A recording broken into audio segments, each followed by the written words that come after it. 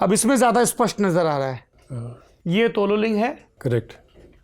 Tololing 4590 metres. उसके बाद हमको तोलोलिंग से नीचे आना पड़ता है, फिर ये हम कॉम्प्लेक्स है। ये हम्प बन रहा है इसलिए इसका नाम हम कॉम्प्लेक्स है। करेक्ट, ये हमने दिए हुए हैं, जैसा, हाँ। हमने दिए हुए नाम। और यहाँ पर रॉकी नॉब था जो कि अभी फोटो में नहीं है क्योंकि वो हमने बर्बाद कर दिया था, जो कि मतलब शेलिंग में वो पूरा हाँ थोड़ा फ्लैट सा ऐसे हो वो गया। ना ऐसे उठा हुआ था, हाँ। पत्थरों का ढेर ऐसे ऊपर को उठा हुआ था। और ये रॉकी नॉब है। और उसके बाद यहाँ से ये बहुत स्टीप क्लाइम है जो कि 0.5140 है। तो हमारा और इसी स्टीप खड़ी चढ़ाई की वजह से बहुत मुश्किल था ये। करेक्ट।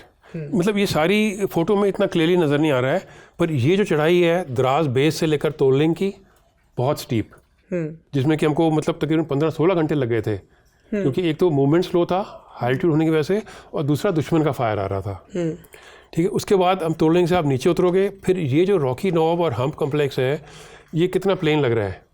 पर मैं आपको एक फ़ोटो में दिखाऊंगा कि इसमें ये बड़े बड़े बोल्डर्स थे, बड़े बड़े पत्थर थे, जो कि हर पत्थर दुश्मन के लिए एक संगड़ काम कर रहा था। और 2 या 3 स्नाइपर पूरी बटालियन को रोक सकते थे क्योंकि उनके पास कवर था अवेलेबल।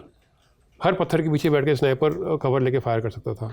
वो मुझे ध्यान आ रहा है, आपने किताब में लिखा है कि आपके एक जवान बोलते भी हैं कि मैंने आइडेंटिफाई कर लिया, लेकिन तब तक आपके ध्यान में आता है कि स्नाइपर ने भी देख लिया एंड यू को आप देख पा रहे थे स्नाइपर को, जब तक आप उनको चेताते सीधे माथे पे आके फायर लगा उनके। करेक्ट। तो वो जो था, जब हम तोलोलिंग के ऊपर पहुंच गए, मैंने आपको बताया कुशाल ठाकुर से मिले, उसके बाद मैंने अल्फा कंपनी को अपना इंडक्ट किया हम कॉम्प्लेक्स में। और जब यहाँ से नीचे उतर रहे थे, क्योंकि 5140 कैप्चर नहीं हुआ था, यहाँ से फायर आ रहा था और हमको कैजुअल्टी सफ़र करनी पड़ी। उसके बाद जब हम यहाँ पर दिन में अटैक कर रहे थे हम कॉम्प्लेक्स के ऊपर, तो मैं यहाँ पर खड़ा हुआ था कंपनी कमांडर के साथ, भास्कर अल्फा कंपनी थी, और हम लोग क्योंकि कुछ भी हमारा इफेक्टिव नहीं हो रहा था, हमने रॉकेट लॉन्चर फायर किए तो बोल्डर इतने बड़े बड़े थे कि उसके ऊपर जो रॉकेट था लगकर ऐसे ही फट रहा था और दुश्मन पे कोई डैमेज नहीं हो रहा था। तो हमने प्लान किया कि हम एयर बर्स्ट फायर करेंगे। ओके। रॉकेट जब हम हाई एक्सप्लोजिव फायर करते हैं, एक तो होता है कि वो बंकर से टकराता है और फट जाता है और डैमेज करता है।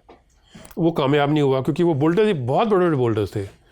तो उसके बाद ओवरहेड कवर तो नहीं था दुश्मन के पास, वो केवल डायरेक्ट वेपन से छुपाव कर रहा था। तो हम रॉकेट लॉन्चर में हम रॉकेट को एयर बर्स्ट में फायर कर सकते हैं, उसको टाइम करते हैं आगे टाइमर के साथ, और रॉकेट को जब फायर करते हैं तो ऊपर जाके वो हवा में अपने आप फट जाता है, तब उसके शार्पनर्स नीचे आएंगे तो डैमेज करेंगे। तो हमने 4-5 हम रॉकेट लॉन्चर लाए और हम उसके ऊपर जो उसके स्नाइपर्स बैठे हुए थे और जो उनके ट्रुप्स बैठे हुए थे उसके ऊपर एयर बर्स्ट फायर कर रहे थे, ताकि हम उसके ऊपर डैमेज करें और हम दिन में अटैक करके उसको कैप्चर कर लें।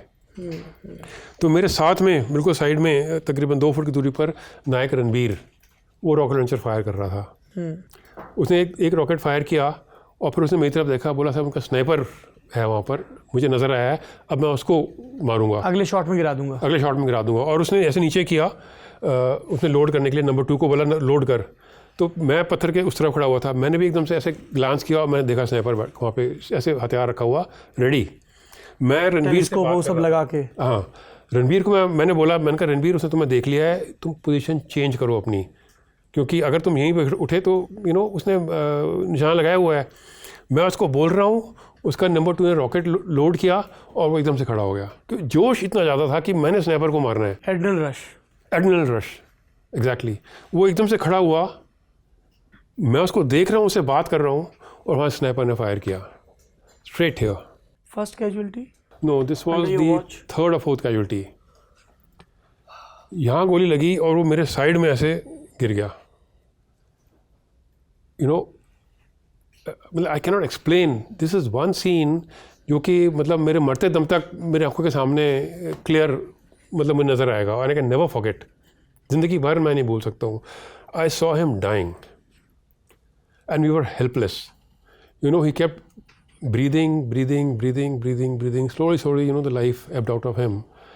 And I was just watching, और मेरे 2 कंपनियां पीछे थीं जिन्होंने हमला करना था। They were looking at me कि सीओ साहब अब क्या करेंगे, अब इसका क्या डिसीजन होगा, and it is very demoralizing.